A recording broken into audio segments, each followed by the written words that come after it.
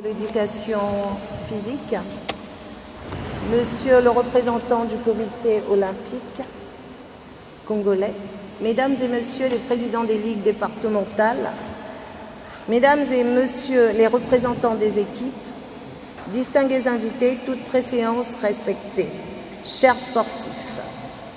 En ce moment solennel, l'honneur m'échoit de prendre la parole du haut de cette tribune pour vous souhaiter la bienvenue à tous en ces lieux, en dépit de vos multiples occupations. Mesdames, Messieurs les participants, l'événement qui nous rassemble ici n'est autre que la tenue des assemblées générales ordinaires et électives marquant la fin de l'Olympiade 2017-2020, ce conformément à la circulaire ministérielle numéro 04-55-MSEP-CAP-DGS-DAS du 4 juin 2020 relative aux instructions pour la tenue des assemblées générales ordinaires et électives des fédérations sportives nationales pour l'Olympiade 2021-2024.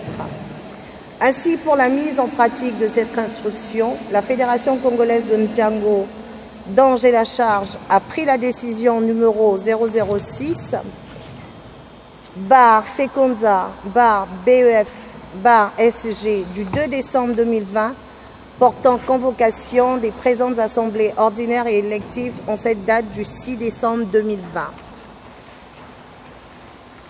Mesdames, Messieurs, compte tenu de l'importance de cette activité de haute portée, je vous exhorte à plus de discipline, de fair play dans l'examen des documents soumis à votre approbation. J'ose croire que cela se passera dans un climat détendu et apaisé pour l'intérêt de notre chère discipline, le Nzango.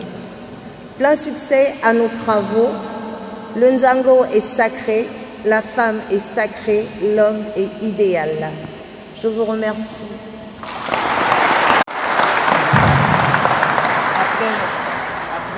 Comme la dernière fois, je reviens sur le message de Monsieur le Président du Comité national olympique et sportif congolais à l'occasion des deux assemblées générales, ordinaires d'abord et électives, de la Fédération congolaise de Nzango.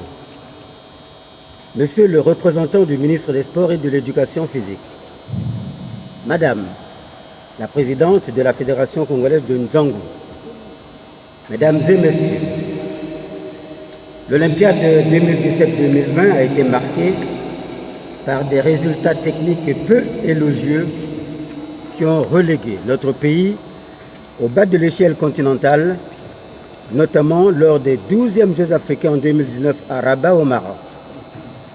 Ces résultats sont, entre autres, la conséquence des diverses agitations, démissions ou autres attitudes négatives de plusieurs responsables qui ont abandonné la voie de l'encadrement multiforme des athlètes au profit des querelles des dirigeants.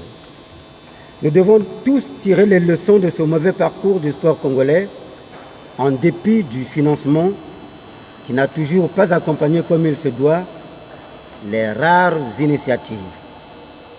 Chaque membre du mouvement olympique et sportif congolais, de l'athlète au dirigeant national, doit se sentir interpellé et prendre un engagement ferme de mieux faire à l'avenir. Chers dirigeants sportifs, l'Olympiade de 2021-2024 offre à nos athlètes d'importantes compétitions, notamment les Jeux africains de la jeunesse en 2022 à Addis Abeba en Éthiopie, les Jeux de la francophonie en 2022 à Kinshasa, République démocratique du Congo, les Jeux africains en 2023 à Maseru, au Lesotho, et surtout les Jeux olympiques en 2024 à Paris, en France, avec toutes les épreuves qualificatives en cours de route. C'est dire qu'il n'y aura pas de temps ni de place pour les querelles entre dirigeants. Maintenant, c'est le temps de faire le bilan de l'Olympiade 2017-2020 afin de mieux bâtir le plan stratégique pour 2021-2024, vision Paris 2024. Plein succès à vos travaux. Je vous remercie.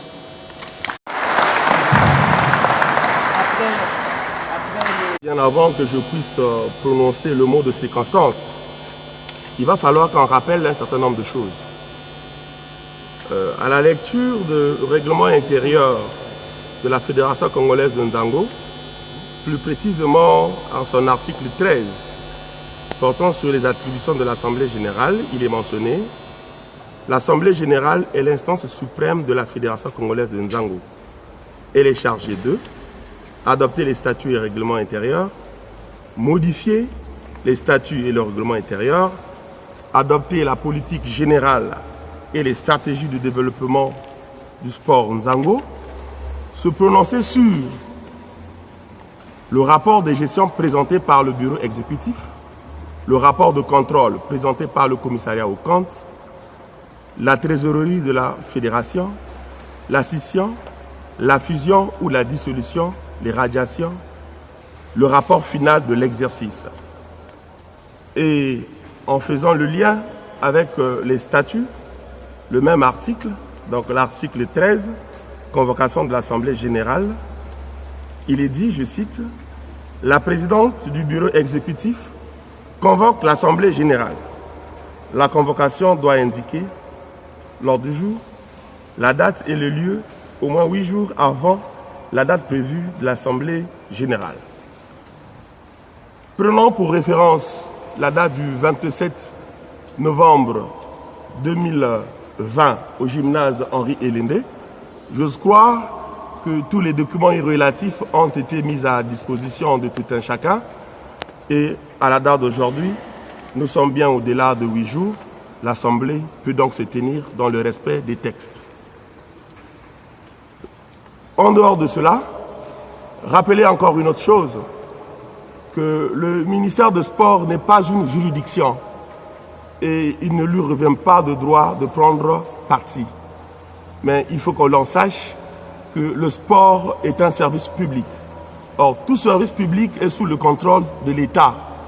Il revient donc à l'État de réguler quand cela ne marche pas. Mais cette régulation doit se faire en toute impartialité parce que le ministère n'est pas une juridiction. Et jusque-là, c'est ce que nous avons essayé de faire pour apaiser les tensions afin qu'on arrive, n'est-ce pas, à tenir ces instances, notamment l'Assemblée générale ordinaire et, j'ose croire, l'Assemblée générale élective qui viendra par la suite. Ainsi dit, Madame la Présidente de la Fédération congolaise de Nzango, Monsieur le représentant du Comité national olympique et sportif congolais, Mesdames et Messieurs, en vos rangs et grades, c'est avec un grand plaisir que je me trouve aujourd'hui parmi vous dans le cadre des travaux de l'Assemblée générale ordinaire de la Fédération congolaise de Nzango, convoquée par décision numéro 06/FECONZA/BE/SG du 2 décembre 2020. Pour rappel, l'Assemblée générale d'une association sportive est une instance de décision destinée à régir la vie de l'association. Les points inscrits à l'ordre du jour de cette assemblée ordinaire en disent mieux. Mesdames et Messieurs, je vous exhorte à s'approprier de cette instance en apportant les contributions pertinentes afin de contribuer au développement de votre fédération. En 2022 auront lieu à Kinshasa les Jeux de la francophonie où le Nzango est inscrit à l'ordre du jour comme activité de démonstration. Nous serons très heureux d'accompagner la Fédération congolaise de Nzango, de prendre part tête haute à ces instances futures.